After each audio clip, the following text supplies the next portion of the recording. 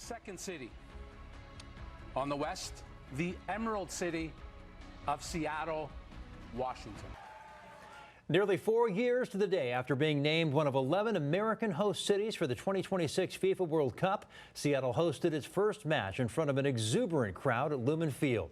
Good evening, I'm Preston Phillips. And I'm Molly Shen. Today's kickoff begins a thrilling 3 weeks, putting the Pacific Northwest in the mix of the biggest sporting event in the world. KOMO has a team of reporters covering all aspects of the World Cup, from the matches themselves to fan watch parties and the massive security effort. Let's begin our team coverage tonight with KOMO senior reporter Chris Daniels live outside Lumen Field. Chris.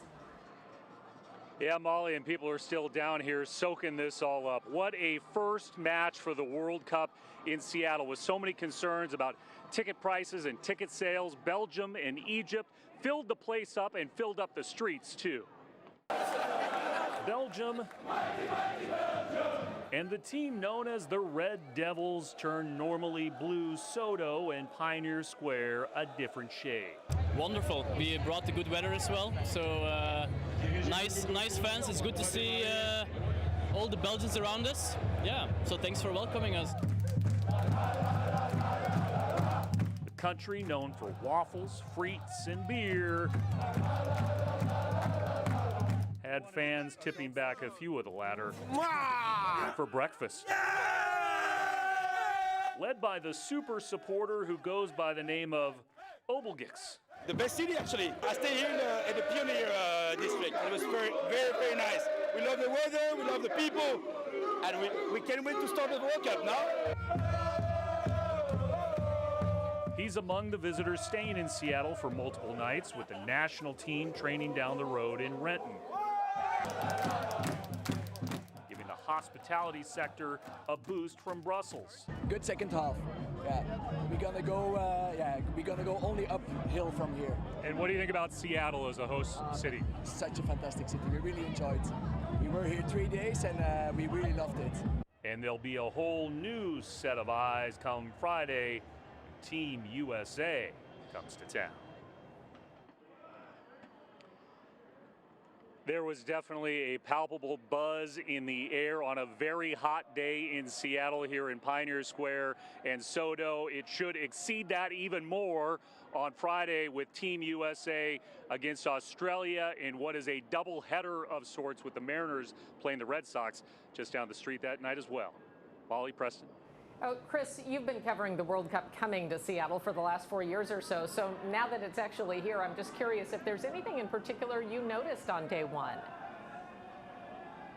It's definitely going to take more time to get to this area. This is a setup like we have not seen in the stadium district before. We have fencing all around the north lot here outside what we call Lumen Field. When it's not the FIFA World Cup, it's being called the Seattle Stadium right now. What that means is all the crowds are pushed further to the north that are attempting to get into the stadium. With that added security as well, we have seen lines stretching today into King and Occidental, so you're going to need to allow extra time if you're taking a car down here to find parking or just to get into the stadium on Friday. It did draw a lot of people, as expected. Chris, thank you. If today's match was any indication, there is a lot of exciting soccer left to play at Lumen Field. Belgium and Egypt battled to a thrilling 1-1 draw. Sports director Nico Tamurian will have match highlights for us coming up later in sports. The Belgians' next match, by the way, is against Iran on Sunday. Egypt also plays on Sunday against New Zealand. Hundreds of soccer fans also made their way down to the waterfront to enjoy the beautiful day and take in Seattle's first World Cup match on the water. KOMO's Lynn Wynn live tonight from Pier 62, where watch parties will be happening all month long. Lynn? Well, Preston, for many local soccer fans, this is a once-in-a-lifetime historic opportunity to experience the World Cup right here in the city of Seattle. And many of them chose to come down to Pier 62 and take in a match. As Seattle made its World Cup debut in front of a global audience, hundreds of soccer fans celebrated the city's first match while watching on the waterfront. Oh, it's huge. As soon as I heard the news, I immediately put savings aside it's one of the highlights of my life. It may never happen again in my life.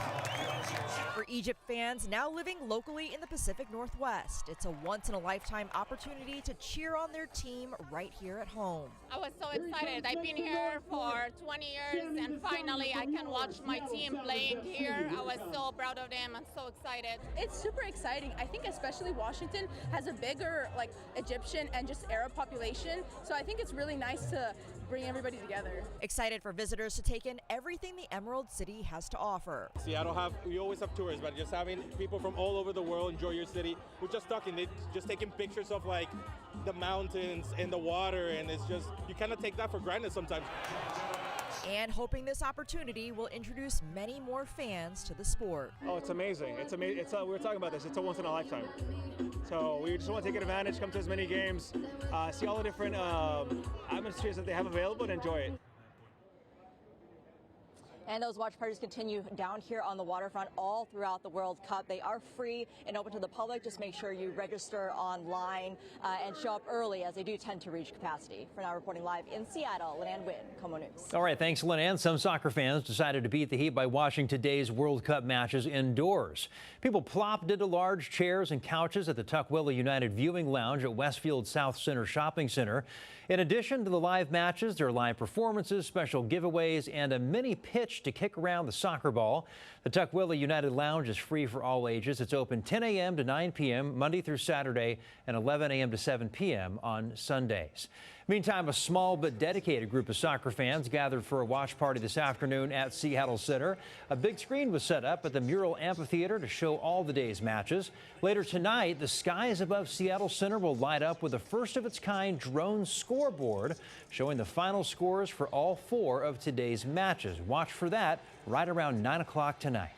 A few illegal drones were intercepted during the first 2026 FIFA World Cup match today. That's according to the head of the Unified Command Post, which is based in Seattle for these World Cup games. KOMO's Michelle Esteban joins us live from outside the command post. And Michelle, despite the drone detection, it sounds like things went pretty well today. Absolutely. They describe it as smooth, so far, so good. Everything from getting to the stadium, getting through heavy security, as well as the game itself. Those few drones, that really pales next to the other host cities who we're told are dealing with a lot of illegal drones in the skies. So bottom line here, it feels as though folks are really heeding the warnings. They have certainly heard. Law enforcement say they are prepared and they are ready. Here they come, history, the first 2026 FIFA World Cup match in Seattle. Fans and visitors are here, and so are first responders. Here, here, and here.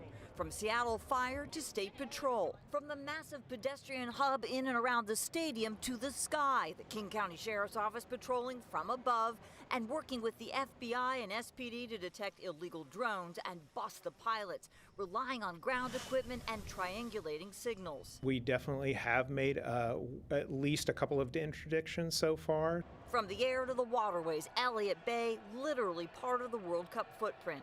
There were additional security forces. You could definitely tell that Seattle was prepared. Fan John Diaz noticed the police presence on light rail, said it's the safest he's ever felt. And then there are security measures you don't see. The Seattle Ops Center. Things went very smoothly at the stadium. A beehive of activity, 55 agencies represented, 110 people on site, from logistics and planning between local, state, and federal partners, plus a wall of live camera feeds. Including no parking at the stadium, and those controversial CCTV cameras in the stadium district are now on. Everyone trying to ensure our safety, that makes me feel more safe. But their children are embracing the goal of all the safety and security measures. Although it is a little bit of a precaution, it's just fun to be part of the whole vibe of everybody being around. Her brother was all about the game, and he guessed right, hours before kickoff. Each team's got 1 or 2 good players. I don't think any major talents though, so 1-1 tie. But we're just 1 game in, 5 to go.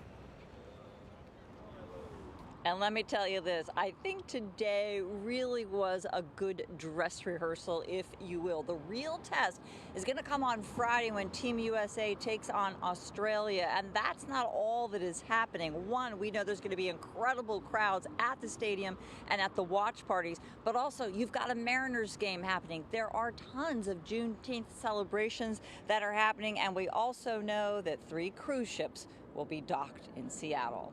I'm Michelle Esteban, KOMO News. Very busy, Michelle, thank you. Another key aspect of security for the World Cup at Lumen Field is the matchday pedestrian zone. This map shows the area around Lumen Field and T-Mobile Park where all vehicles are off limits. The zone covers streets from Yesler Way south to Edgar Martinez Drive, Alaskan Way east to 2nd Avenue, and 1st Avenue to 4th Avenue. These closures start 4 hours prior to each match, and they don't reopen those streets until everyone is gone and everything is cleaned up. That can take several hours. As you heard earlier, Seattle doesn't host its next World Cup match until this Friday, and it's a big one. Team USA battles Australia at high noon at Lumen Field. The U.S. men's team will try to take a commanding lead in the Group D standings after Friday's impressive win over Paraguay in their opening match.